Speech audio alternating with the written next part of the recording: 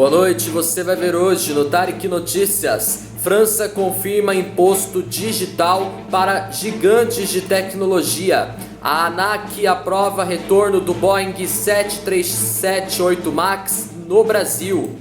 A Alemanha pede que festas de Natal e Ano Novo tenham no máximo 10 pessoas. Depois de 22 dias de apagão, no primeiro dia de retomada, o caminhão derruba poste e deixa casas sem luz no Amapá. Rei da Espanha entra em quarentena após contato com infectado com o coronavírus. Os jogadores do Corinthians, Cássio e Bruno Mendes, serão julgados pelo STJD e podem pegar de 1 a 6 jogos de suspensão. Eu sou Tarek Lakes e está no ar o Tarek Notícias.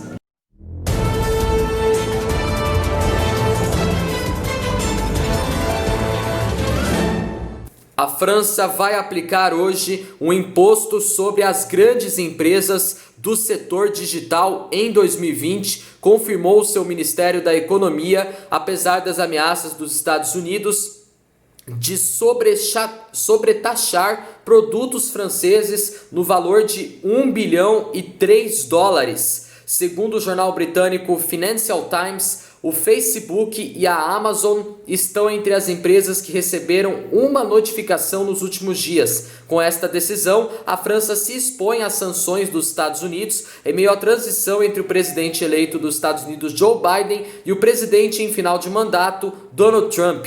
Donald Trump já havia decidido sobretaxar em 25% os vinhos franceses em retaliação aos subsídios recebidos pelo fabricante europeu de aviões Airbus. Em julho do ano passado, o parlamento francês aprovou um imposto de 3% sobre o volume de negócios dos gigantes digitais, fazendo da França uma pioneira na tributação de grandes grupos digitais.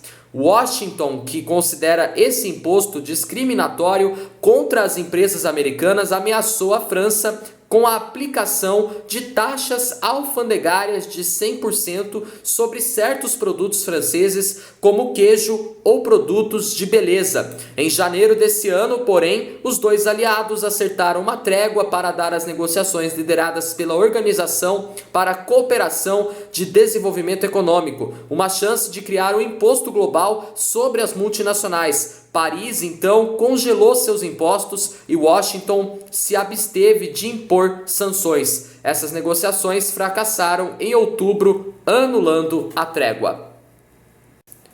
Bom, vamos à próxima notícia. A Agência Nacional de Aviação Civil aprovou hoje o retorno das operações das aeronaves do modelo Boeing 737-8 MAX no Brasil. O avião foi impedido de voar por autoridades certificadoras após 2 acidentes na Indonésia e na Etiópia que mataram mais de 346 pessoas em 5 meses entre 2018 e 2019. No último dia 18, a Autoridade Federal de Aviação Norte-Americana autorizou a Boeing 737 a retomar os voos e divulgou uma diretriz de aeronavegabilidade detalhando as mudanças necessárias. No mesmo dia, a ANAC havia informado que verificaria se as modificações propostas eram seguras e atendiam aos requisitos. Das companhias aéreas que operam no país, apenas a Gol Linhas Aéreas possui aeronaves do modelo. A ANAC informa que está trabalhando com a empresa para assegurar a implementação de qualquer adaptação necessária e treinamento de aeroviários para garantir a segurança dos passageiros. O retorno das operações foi permitido com a revogação de uma diretriz de aeronavegabilidade de emergência que proibia a operação do avião da Boeing 737 MAX no Brasil. A suspensão havia ocorrido em março do ano passado. Em setembro desse ano, um painel do Congresso dos Estados Unidos concluiu, após 18 meses de investigação, que os 2 acidentes com Boeing 737 MAX foi resultado de falhas da fabricante de aeronaves da Boeing. Bom, vamos à próxima notícia. Os 16 estados federais na Alemanha propuseram hoje que o governo federal limite celebrações de Natal e Ano Novo a 10 pessoas no máximo no máximo para evitar as transmissões de coronavírus, segundo a agência France Press. Entre o conjunto de propostas para conter a circulação de pessoas durante as festas de final de ano, os estados alemães também sugerem colocar em quarentena os participantes antes e depois das celebrações. As crianças menores de 14 anos não seriam contadas nas limitações. As restrições entrariam em vigor no dia 23 de dezembro e durariam até o dia 1º de janeiro. As regiões, no entanto, são contrárias a uma proibição total dos fogos de artifício nos dias próximos a 31 de dezembro, que é uma questão muito debatida na Alemanha para um setor que gera milhões de euros em receita. Todas essas propostas vão ser debatidas hoje com o governo federal alemão. Desde o dia 2 de novembro, bares, restaurantes e locais de entretenimento estão fechados na Alemanha e reuniões particulares foram limitadas a até 10 pessoas de 2 casas diferentes. Apenas escolas e lojas estão abertas. As medidas valem por 1 mês. Ainda segundo a agência nacional de notícias Reuters, pelo menos 2 estados apoiam a prorrogação desse lockdown nacional até o dia 20 de dezembro para frear a disseminação da pandemia e tornar as reuniões familiares possíveis no Natal. A Alemanha registra até hoje mais de 942 mil casos da Covid-19 e mais de 14 mil mortos, segundo o Instituto Robert Koch. Esses dados são desde o início da epidemia de coronavírus no país alemão. Bom, vamos à próxima notícia.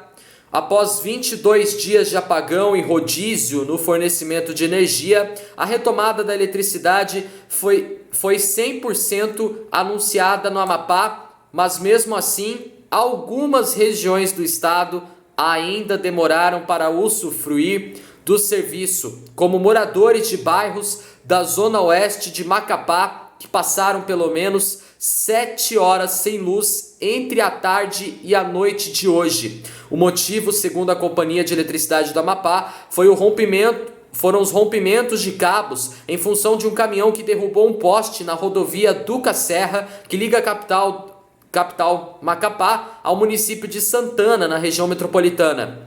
O acidente aconteceu por volta das 3h30 da tarde de hoje e, segundo a concessionária, deve ser retomado até as 10h10 da noite de hoje. A falta de energia prejudicou parte dos moradores no bairro Mar Abaixo, um dos mais populosos da capital. Regiões de bairros de Macapá também registraram quedas de energia, principalmente à noite, como Renascer e Jardim 1, na Zona Norte. Também houve relatos de interrupção no serviço de outros municípios, como os municípios de Santana, Porto Grande e Tartarugalzinho, que tiveram energia retomada. Nesses casos de interrupções, a Companhia de Energia do Amapá orienta os consumidores a entrarem em contato pelo call center. Bom, vamos à próxima notícia. O rei Felipe VI da Espanha está em quarentena após entrar em contato com uma pessoa infectada com a Covid-19, anunciou a Casa Real hoje. A rainha Letícia, a princesa Leonor e a infanta Sofia podem continuar as suas atividades normalmente, acrescentou o comunicado oficial. A herdeira do trono, Eleanor, ficou em quarentena por 2 semanas em meados de setembro, após a detecção de um contágio entre seus colegas de escola. A Espanha, um dos países mais atingidos pela pandemia, registrou 1,5 milhão de infecções e mais de 43 mil mortos desde o início da epidemia no país espanhol. Bom, vamos à próxima notícia. Agora nós vamos falar de futebol. Os jogadores do Corinthians, o goleiro Cássio e o zagueiro Bruno Mendes, serão julgados pelo Superior Tribunal de Justiça Desportiva na próxima segunda-feira pelas expulsões nas partidas contra o Ceará e Atlético Paranaense, respectivamente. Na derrota por 2-1 para o Ceará, em Fortaleza, o goleiro Cássio se irritou ao final da partida e foi para cima do árbitro Anderson Daronco, que o expulsou mesmo após o término do jogo.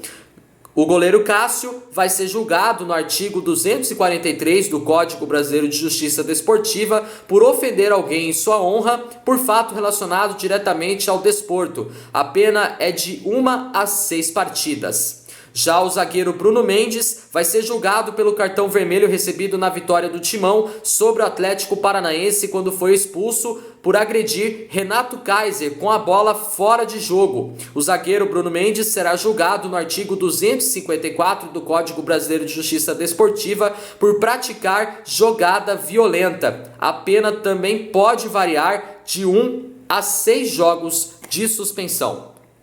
Bom, nosso jornal Tarek Notícias termina por aqui. Se você quiser rever nossos vídeos desde a nossa primeira edição do nosso jornal, tá lá no nosso canal, corre lá. Não esqueçam de deixar aquele joinha maroto, se inscrevam no meu canal e me acompanhem também no Instagram e no Facebook. Tenham todos uma boa noite, uma ótima quarta-feira para vocês e até amanhã em mais uma edição do Tarek Notícias. Valeu, tchau!